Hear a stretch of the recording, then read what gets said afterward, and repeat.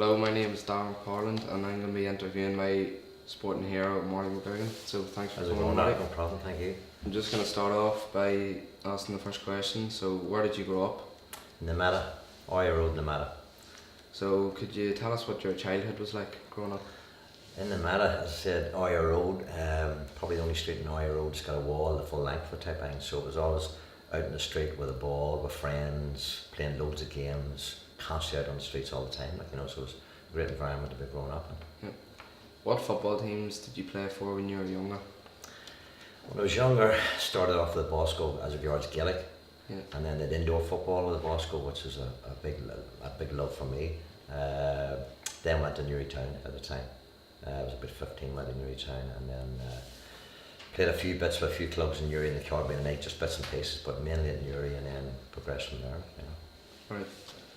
Who was your sporting hero at the time when you were younger and why?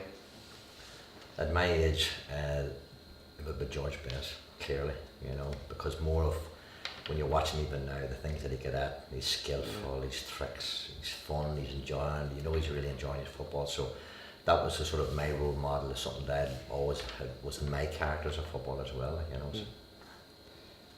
So what did you enjoy most about coaching? Coaching's got to be fun. It's got to be fun and enjoyable type thing. That's priority number one. You got to love what you're doing, and I love what I'm doing as coaching. I started off coaching as when I got the opportunity from after stop playing with Gary Quinn down in Newry. He helped me to do things, and then I got the taste for it and thought that when the days is over playing, I'm going to go into coaching. So it was a big step for me, And what do you feel makes a good coach? You have to have that relationship with players as regards to when you're first meeting players. They've got to have that feel like that this is somebody you're going to have a bit of fun with. It's going to be a good session. You've got to be enjoying it type of thing, But you've got to then have disciplines and standards to set, and that's very important. And the players know that they're going to come in, they're going to have fun, but at the same time, you're going to have to learn something. You can't be wasting time on it. Yeah. How have you've been involved for years as a scout for Tottenham Hotspur? Could you tell me how you got involved in this? Through networking, through knowing friends, people in football. A good friend that was actually working for Tottenham. They were looking for a scout down in the Republic down south, so my name came up. Pure, I was lucky that somebody recommended me, and 12 years later, still there. So it's been fantastic, absolutely brilliant. And I say through that through coaching and working both IFA programs and FAI programs, that's what got me started. Lucky break. Could you describe your role as a scout with Tottenham? Looking at Tottenham and looking for the type of players that Tottenham needed or required, was looking at the elite level. So both in the north with the club and I programs, and with the FAI, I coached in the Centre of Excellence for the FAI. They've got 12 development centres all over Ireland. So it is about looking at the elite level. So people would say to me, you're going to have to travel all around Ireland. No, the elite from every county all over all came into Dublin, so that's only how to get down the road. And I was in there looking at all the elite players at every age group type of thing, so that's where I would do all my work, What are the main attributes you look for in a player as a scout? Technical skill first. There's a range of different things, but technical skill first, decision making, been really effective on a football pitch. Those things been more to me rather than thinking about speed and physique type of thing, which is coming into the game a lot. But every coach or every scout looks for different things in a player, so we're all of different attributes that is favoured towards it, but the technique, there's no point in being quick and strong if you're not good with the ball type of thing, so it always goes back to the ball with me first. What advice would you give to a young player around my age who's looking to play professional football?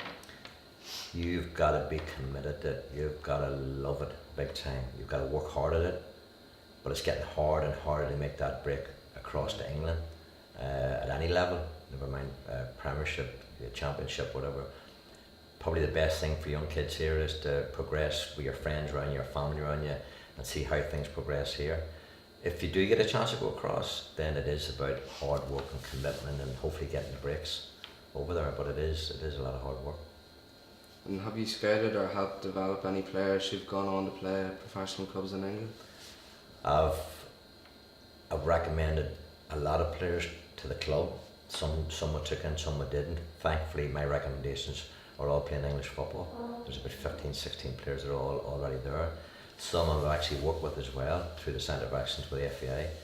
And then just recently I found probably the biggest prize in the whole of Ireland, Troy Park from Dublin. So he's now signed as a 16-year-old, only turned 17 last week, and he's already knocking on the first team door. So he's come right through the ranks, and he's doing the business. Like, so it's great to have the opportunity to get him in. You know. What would you say is the biggest challenge for a player moving from Ireland to England? I would say that conversation with any player that would take over, the environment, everything has to be right. You've got to love what you're going into, no matter what club it is. You've got to say, oh, I like this, I like the setup, this is really what I want, type of thing. And the trial is just getting you to the door of it.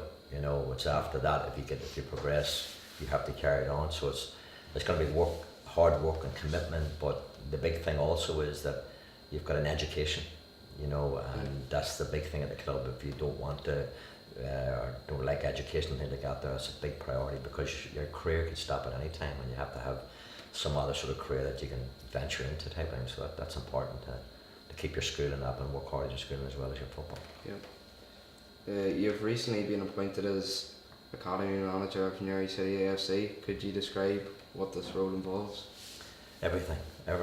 Academy Manager, it's about recruiting coaches, the right coaches, recruiting players, putting structures at the club and setting standards at the club. That's probably I said there's a range of different roles, but it is about building a basis that the club can succeed from academy level right up over the next number of years. What excites you most about this new role? What excites me most about it has never been done before. The academy, there's been players there and bits and pieces where we're done, but never sustained. So there was no future in it.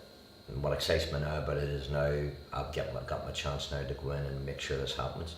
It's going to be a slow process, one block at a time, from the bottom going up, and I'm not moving on to get the first one steady and solid.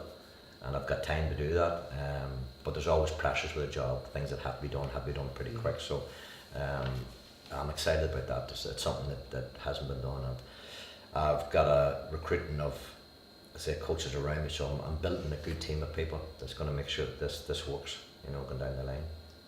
Yep. And lastly, Marty, what do you think is your biggest challenge within this new role?